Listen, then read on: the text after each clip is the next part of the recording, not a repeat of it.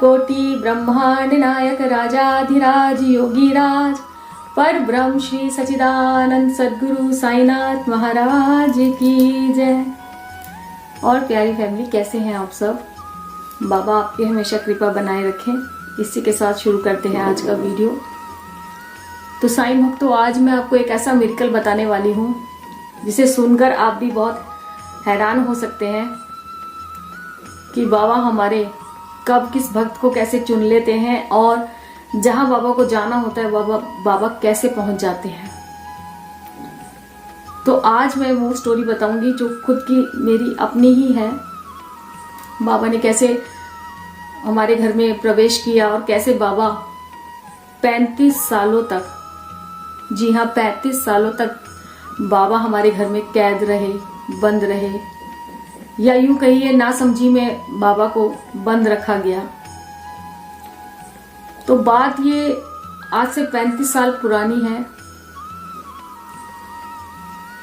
जब मेरे ससुर जी, मेरे फादर इन लॉ ने एक मकान, डीडीए जो होते हैं, डीडीए फ्लैट्स होते हैं, उनका एक मकान का उन्होंने फॉर्म भरा था और इस उम्मीद पे कि जल्दी से जल्दी हमारा भी नंबर निकल आएगा। उन्होंने फॉर्म भरा और फॉर्म भर के छोड़ दिया। लेकिन कई साल बीत जाने के बाद भी, इतने साल बीत जाने के बाद भी उनका नंबर नहीं निकला, प्लॉट का नंबर उनका नहीं आया। और बहुत उन्होंने वेट किया कि हो सकता है इस साल नंबर आए, हो सकता है इस बार लकी ड्रॉ में नाम आए, या हो सकता है इस बार फिर नंबर आएगा। हर साल उन्होंने एक उम्मीद बांध ली और इसे ऐसे ही उम्मीद करते करते करते करते वो एक दिन मेरे फादर इन लॉ हम सबको छोड़कर चले गए और मेरी सासू माँ अकेले रह गए। उसके बाद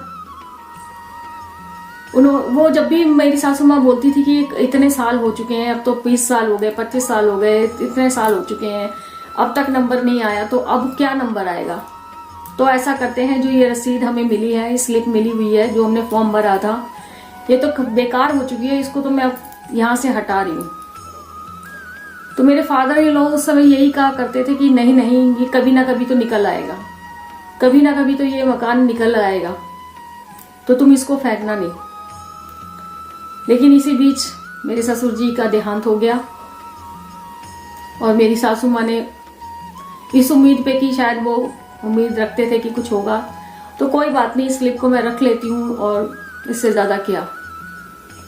लेकिन मुझे उम्मीद नहीं है कि अब मेरा मकान निकल सकता है और हम लोग जहाँ हैं बस वहीं रहेंगे। और मकान की सच में बहुत ज्यादा जरूरत थी उन लोगों को। और इसी बीच में एक उनके कोई रिश्तेदार कहीं घूमने गए थे और वहां से वो सबके लिए कुछ ना कुछ गिफ्ट लाए थे। किसी के लिए क्रॉकरी, किसी के लिए कोई आर्टिफिशियल ज्वेलरी, किसी के लिए कपड़े, किसी के लिए कुछ ना कुछ, वो उस जगह का एक निशानी के तौर पर गिफ्ट लाए थे। तो मेरी सासू माँ को उन्होंने पता है क्या दिया? जिनको बाबा को वो जानती भी नहीं थी, पहचानती भी नहीं थी, मेरी सासू माँ को उन्होंने ये बाबा दिए। देखिए, ये है वो बाबा। मेरी सासू माँ को उन्होंने ये गिफ्ट किए कि सबको मैंने बहुत कुछ दिया है, लेकिन अब आपके लिए मैं ये लेके आया हूं। तो मेरी सासू माँ नहीं पहचानते थे बाबा को, नहीं जानते थे कौन है, क्या नाम है। उनको सिर्फ एक ये स्टैचू, एक सजावट की चीज, एक शोपीस लगे।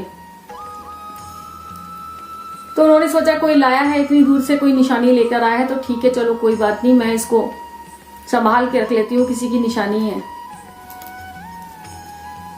तो उसके बाद उन्होंने इनको अलमारी में बंद कर दिया।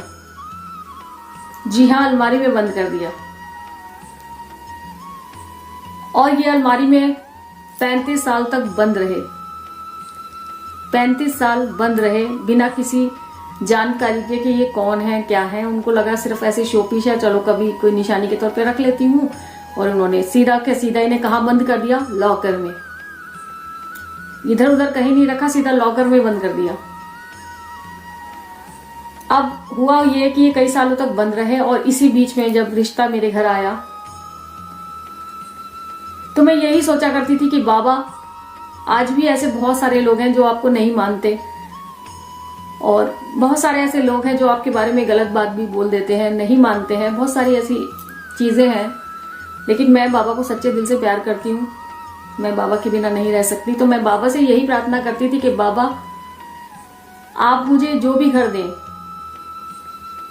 वहां आप होने चाहिए, और अगर आप भी ना हो तो कम से कम वो मुझे मंदिर जाने से, मेरे हस्बैंड या मेरी सासू माँ या जो भी मेरी फैमिली हो, वो मुझे मंदिर जाने से, आपकी पूजा करने से कभी रोके नहीं। अगर मुझे ऐसा घर मिलता है तो बाबा मैं राजी हूँ, मुझे मेरी शादी आप करवा देना। नहीं तो बाबा मैं आपकी सेवा करने में ही सारी टाइम में बस रहना चाहती हूँ। क्योंकि अगर मैं शादी करूंगी और वो लोग आपको नहीं मानते होंगे तो आपका अनादर करें वो भी मुझसे नहीं देखा जाएगा, और मैं भी आपके बिना नहीं रह पाऊंगी। तो बाबा प्लीज मेरी इतनी विनती आप स्वीकार कर लेना। इसी बीच जब रिश्ता आया हमारे घर, तो मुझे बस यही था कि पता नहीं क्या कैसे ये लोग मानेंगे कि नहीं मानेंगे। मुझे बाबा की पूजा के लिए मैं पूछूंगी इनसे। और जब बातचीत हुई तो मैंने सिर्फ एक ही बात बोली थी अपने हस्बैंड को कि ठीक है। जब पूछते हैं लड़का लड़की आपस में, तो फिर मेरे हस्बैंड ने मैंने पूछा मुझसे कि आप बताइए आपको कुछ पूछना है। तो मैंने उनको यही बोला कि देखिए, मैं साईं बाबा को मानती हूँ और मुझे साईं मंदिर जाना हर वीरवार जाती हूँ, या मैं साईं बाबा से जो भी जरूरी बाबा से रिलेटेड काम है मैं अगर मैं वो करती हूँ तो आपको कोई इसमें दिक्कत तो नहीं होगी। अगर नहीं है तो मेरी तरफ से हाँ है। उन्होंने कहा नहीं नहीं ऐसी कोई बात नहीं है, अगर पूजा पाठ करते हो तो ये तो बहुत अच्छी बात है, इसमें हमें कोई दिक्कत नहीं है, आपके जिस पे श्रद्धा है आप उनकी पूजा कर सकते हैं। हस्बैंड ने तो ये बोल दिया। मैं भी खुश थी कि चलो बाबा ने मुझे इतने समझदार इंसान से मिलाया है जो मेरी एक बार में मेरी बात तो समझे, मुझे ना नहीं किया। लेकिन जब एक बार मेरी सासू माँ से बात हुई तो उन्होंने मुझसे पूछा भी आप क्या शौक रखती हैं या क्या कुछ ऐसा आपकी हॉबी वगैरह बताइए। मैंने कहा हॉबी तो कुछ नहीं है मेरी, बस मैं बाबा की पूजा करना चाहती हूँ और अपने बाबा को अपने साथ ही मैं लेकर आऊंगी। तो उन्होंने बहुत देर कुछ सोचने लगी और फिर उन्होंने बोला कि हमारे यहाँ तो सिर्फ 5 ही भगवानों की पूजा होती है, जिनमें गणेश जी, माता रानी, शिव जी, ऐसे करके 5 परिवार बैठे हैं, तो बस हमारी वही पूजा होती है। बाकी ये बाबा बाबा को तो हम नहीं जानते, ये तो हमारे घर में नहीं होगा। मैं बहुत उदास हो गई। मैंने कहा ये क्या बाबा, अब तो हाँ भी मैंने इस तरीके से सबको पता चल गया है कि मैं शादी के लिए बोल दिया है, और अब ये बात लास्ट में क्या हो गया, ये तो बहुत सही नहीं हुआ। बाबा आप ही देखो, आप ही अपनी जगह खुद बनाना बाबा, मैं तो आपके विश्वास पे हूँ, मुझे तो आपके ऊपर विश्वास है, आप देख लो। और उसके बाद मन में बस यही था कि शादी करके मैं उस घर में चली जाऊंगी और वहां बाबा की कोई पूजा मुझे नहीं करने देगा, और फिर बाबा में कैसे रहूंगी, मैं तो आपको देखे बिना नहीं रह सकती। कम से कम मैं अपने घर में मूर्ति है और पूजा है बाबा की करती हूँ, तो मैं आपको घर में भी आते जाते इधर उधर से देखती रहती हूँ, बाबा से बात करती रहती हूँ। और जब मैं वहां जाऊंगी तो वहां मुझे तो नहीं वो रखने देंगे आपका कोई भी स्वरूप। तो उसके बाद क्या हुआ कि शादी हो गई और शादी के बाद मैं अपने बाबा अपने साथ ले गई। मैंने कहा लेके चलूंगी, देखते हैं फिर कुछ बोलेंगे तो फिर तब देखेंगे, अभी मैं अपने साथ अपने लेके चलती हूँ बाबा। तो मैं अपने जो बाबा थे अपने साथ ले गई। उस समय तो किसी ने कुछ नहीं कहा, मेरे घर में एंट्री भी होगी, चलो ठीक है। और फिर उसके बाद जब लोग शादी से बाद में हम लोग जाते थे साईं मंदिर वगैरह, तो मैं उधी लेके आती थी और बाबा का प्रसाद लेके आती थी। तो इनकी मम्मी वो सारी उधी बाहर पौधों में डाल देती थी कि हमें तो ये कोई इन पर विश्वास नहीं है, क्या चीज़ है ये, हमें तो नहीं पता ना, हम इनको रखेंगे, तो ये उसमें डाल देती थी। और